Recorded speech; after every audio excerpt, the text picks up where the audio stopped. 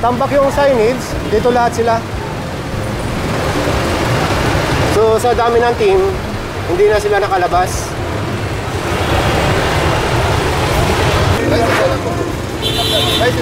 Sige na po tayo. Picture na po kayo, nandiyan po kayo. Kaya kahit po kayo. Nakikiusap na ako sir para matapos na tayo. Matagal na tayo dito sir, hindi kayo makakalis. Dapat hindi ganun, kuya. Kawawa ko kasi may mga ruta rito na agawan mo ng pasahero. So yung nakalagay sa dokumento ay sa kahaba ng Laura Street sila magtitinda. Pero kita nyo naman nasa sidewalk ng Commonwealth Avenue.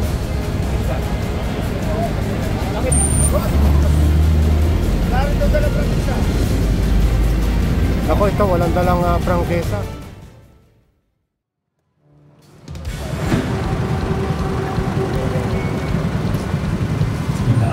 Magandang umaga sa inyong lahat. Ngayon ay March 4, 2024 at sa oras na 9:15 ng umaga. Nandito ngayon sa may kahabaan ng General Lim, ang Special Operation Group ng MMDA sa pamumuno ni Sir Gabriel Go. Ang activities ngayon ng team ito nga, illegal parking, sidewalk clearing, at pagtitikitan at paghahatakin ng mga sasakyan na nakahambalang dito sa kalsada. At ito, tinikitan din itong isang sasakyan na red plate na mismong nakaparada sa kanto at hinarangan pa itong pedestrian lane. Itong activity na ginagawa ngayon ng team ay joint operation ng Barangay Bangkal, Makati. At sa mga iba pang lugar, pwede rin kayong mag-request kung halimbawa mayroon din kayong ipapaklear sa inyong nasasakupan. At ito kasi nga MMDA, hindi pwedeng basta-basta na lang pumasok sa isang barangay nang walang coordination. So ibig sabihin, kaya nandito ngayon ang team, ay ito ay special request ng Barangay Bangkal, Makati. Doon nyo na lang ayusin sa impounding. Kasi boss, kahit sabihin mo siya umaandar yan, tinan mo yung ilalim. Paano umaandar yan? Ang usapan nyo dito sa barangay, may one-side parking. Pero kasi kung ganun gusto nyo gawing reserve parking, punta kayo sa barangay, doon kayo magreklamo, baka sabihin nyo bakit kayo pinapatay. Kasi ang usapan dito, first come, first serve. Walang reserve parking. May ordinansa po kayo. Ang issue ng sasakyan na ito ay umaandar daw. Kanina pa ito pinaandar. Ayan, hindi maganda, kaya chinecheck yung battery. So ibig sabihin, matagal na talagang hindi umaandar itong sasakyan. Kaya, ayan, at babatakin na. So ito yung pinagtanggalan ng pickup. So ibig sabihin, talagang matagal na nakaparada rito.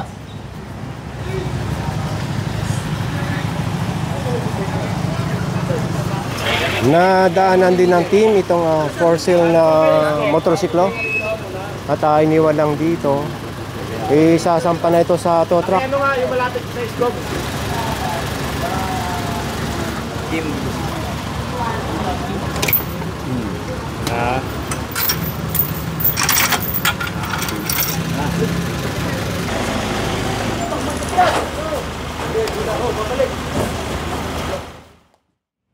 Nandito pa rin ang teams, may kahaba ng Kapinpin at sakop pa rin ng Barangay Bangkal, Makati.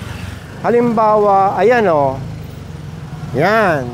Nilalagyan ng mga barikada yung sidewalk para hindi maparkingan. So marami yan, hanggang doon.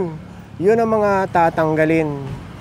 Yun nga kaya Sir Gabriel Go, may ordinansa siyang hawak na mayroong one-side parking dito, pero walang reserve parking.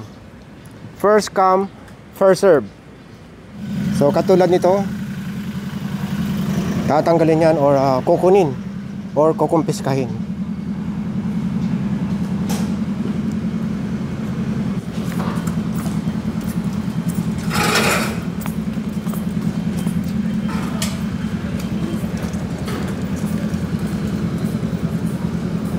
Pagka ganitong nagre-request ang isang barangay sa MMDA, so ibig sabihin humihingi na sila ng tulong para yung mga pinagsasabihan nila na hindi nakikinig sa pamahala ng isang barangay, ito na papasok ng MMDA.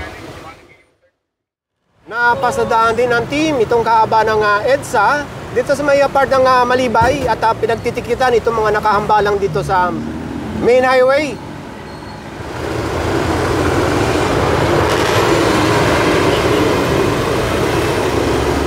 Pati itong mga sasakyan na nakapark dito sa may kahaba ng sidewalk, kahaba nito ng EDSA at pinagtitikitan.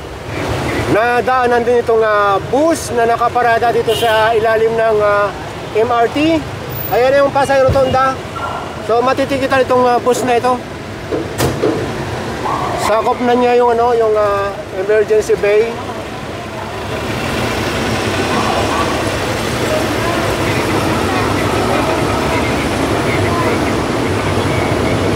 Ito may ambulance. Meron pang ambulance.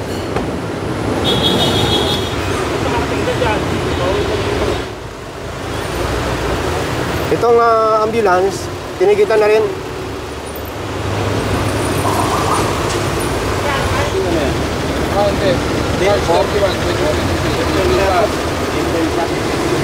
So okay yung dokumento. Ang magiging violation nyo lang, illegal parking. Ang emergency bay ay para lang sa mga emergency, hindi para gawing parkingan or pahingahan. Pinasadaan din itong kanto ng Taft Avenue sa itong EDSA. Ito, pagtitikitan natin itong mga jeep na ito na nag-pick up o nagbababa ng mga pasahero.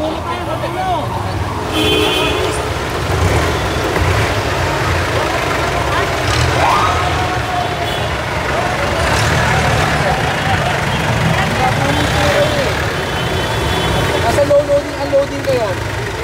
Hindi ka pero ng lisensya. Lahat. Lahat, pati yung bus.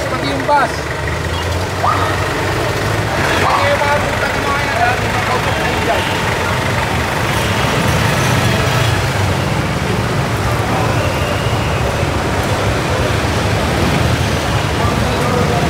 Tambak yung signage, dito lahat sila. So sa dami ng team, hindi na sila nakalabas.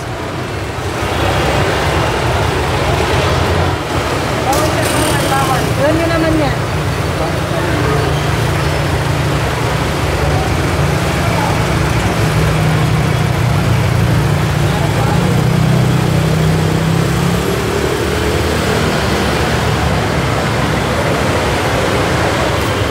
Magmula dito sa sign na yan, tad-tad, hanggang doon.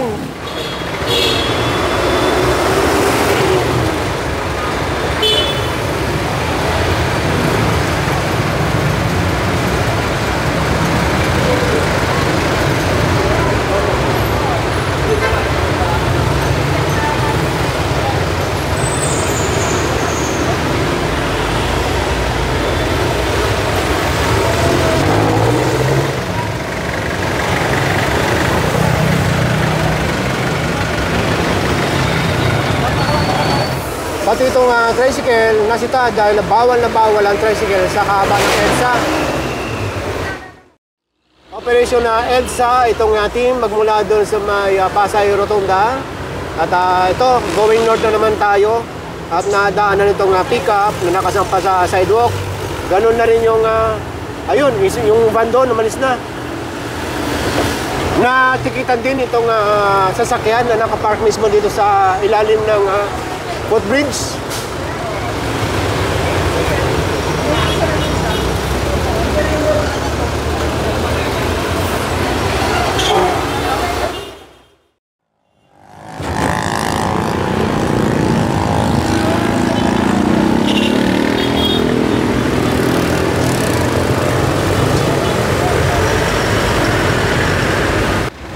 Pinasadaan din ng team itong kahaba ng Commonwealth at makikita nyo dito sa sidewalk, dito lahat nakapark ang mga sasakyan at ito pinagtitikitan at papatakin kung mga walang driver.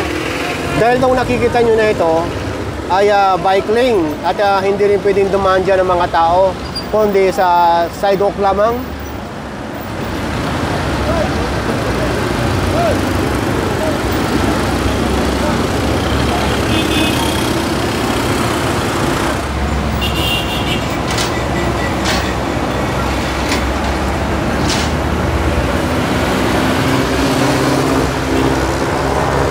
nasa kahabaan pa rin tayo ng Commonwealth. At ito, napasadaan na rin dati natin ito eh. Ayun, nagpulasan na oh.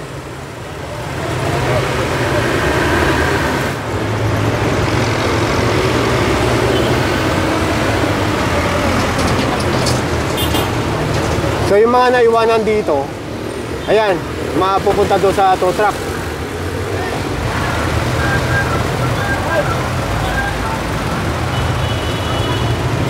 Tatakbo sa akin. Kasi may babae.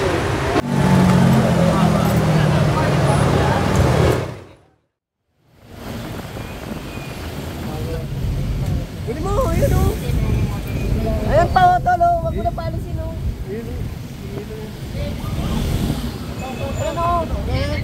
After ng EDSA operation, pinasadahan din ng team itong Holy Spirit at sakop ng Quezon City. Itong sports car na ito, hindi rin nakaligtas sa paninikit ng team.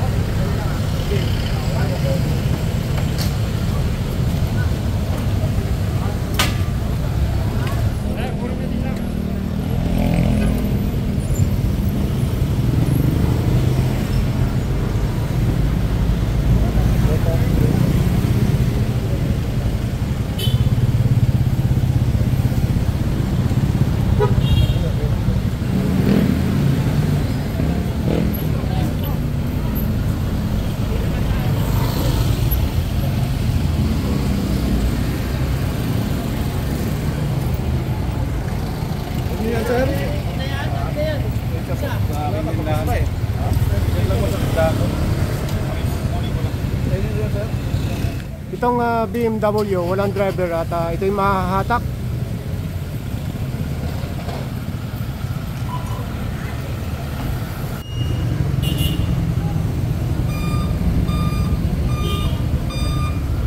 Ito, dumating na yung may-ari.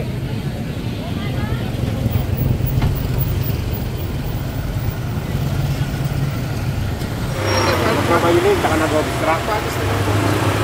Nakakarating mo lang sir, wala pa siguro akong 5 minutes sir. Nasa tapat niya mismo yung no parking sign. Wala po yung license sir.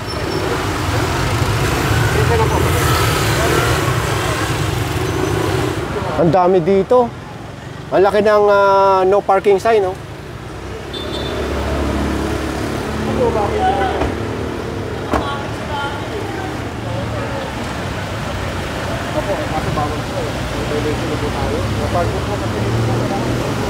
Nasa bubong niya mismo yung parking sign. 5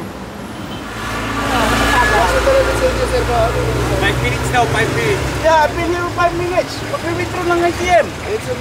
Yeah, I know. Pero nga po muna ng license nyo sir.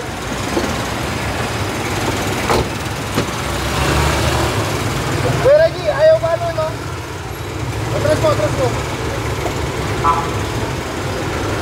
Ito. Sandali mo naman. Ang violation ko ba, extended of 5 minutes? Walang 5 minutes sir, dahil nandiyan po kayo. Sabi ko sir, ito parking din sir. Kaya nga, ito lang yung standard, pero bari naman. Kung yung mami ka lang sir, kung parking tayo dito. Yeah, ito lang yung sabi dito, for how many months na? This was the year mo. Tinitikitan din yung sa una ng kotse. Ayun, nakalabas yung puwitan sa sidewalk. Ayun sir, matapat ka na sa sakyan niyo po. Nandun ka sa bangko na. So wala na parking. Doon po dapat kayo sa may bangko po para. Kaya papunta na nga po. License na po. License sir. Sige na po. Picture na po kayo. Nandiyan po kayo. Kaya kahit papunta po kayo. Nakikiusap na ako sir para matapos na tayo. Natagal na tayo dito sir. Hindi kayo makakalis. Ay, attended daw. Illegal.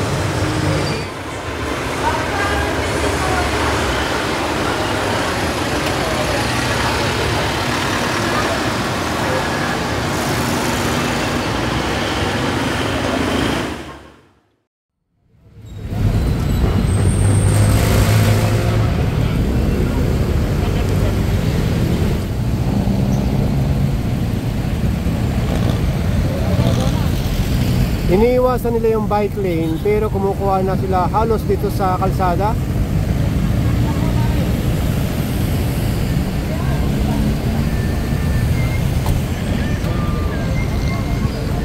Ito, makukumpis kayo mga upuan dito sa kalamesa. Tingnan natin ha. Para mabasa po kung ano ano daw. Ano bang permit na nyo? Baka kasi yung permit nyo, bilang nagtitinda lang kayo. Pero yung sa sidewalk, permit lang yata. Barangay lang to eh. Kuya, baka pwede mo makaisa. Huwag na kong kunin. Para meron siya. Luto ulam eh. Retailer lutong ulam, located along yung Laura Street. Ano saan ang Laura? Ano po kuya, along po. Laura. Itong Commonwealth. Di ba Commonwealth to? Opo, pero ito po namin Laura. Pag nag-address kami Laura tayo. Alam niyo bawal to? Ayun. Sige. So yung nakalagay sa dokumento ay sa kahaba ng Laura Street sila magtitinda. Pero kita nyo naman nasa sidewalk ng Commonwealth Avenue. So ayan, self-demolish na lang sila. At yung mga lamesa at saka yung kanilang mga paninda, niligpit na lang nila at binigyan ng warning. At pag nadaanan pa ulit ito, lahat yan ay kukumpiskahin na bukod sa kanilang paninda.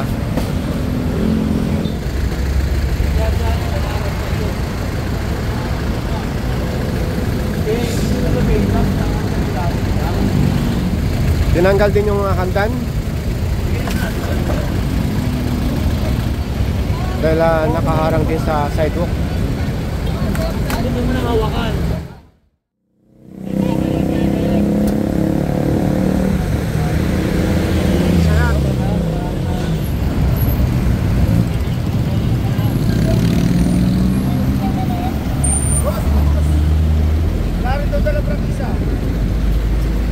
Ako ito, walang dalang prangkesa.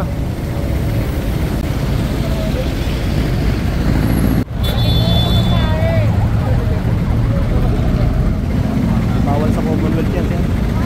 Out of line dito yan. So ayan, pinababa na yung mga pasahero at out of line. At binalik na lang ang mga pamasahe. Taga-expert ho ang lisensya at saka registro. Ibig sabihin, hindi na naka-register sa sakyan niya, unregistered na yon. Yung pag wala lisensya, automatic yung sir na ini-impound natin. Yun ang masama. Dapat hindi ganun, kuya. Kawawa ko kasi may mga ruta rito na agawan mo ng pasahero. Dahil naubos na yung tow truck, sasamahan na lang ng team hanggang sa impounding area.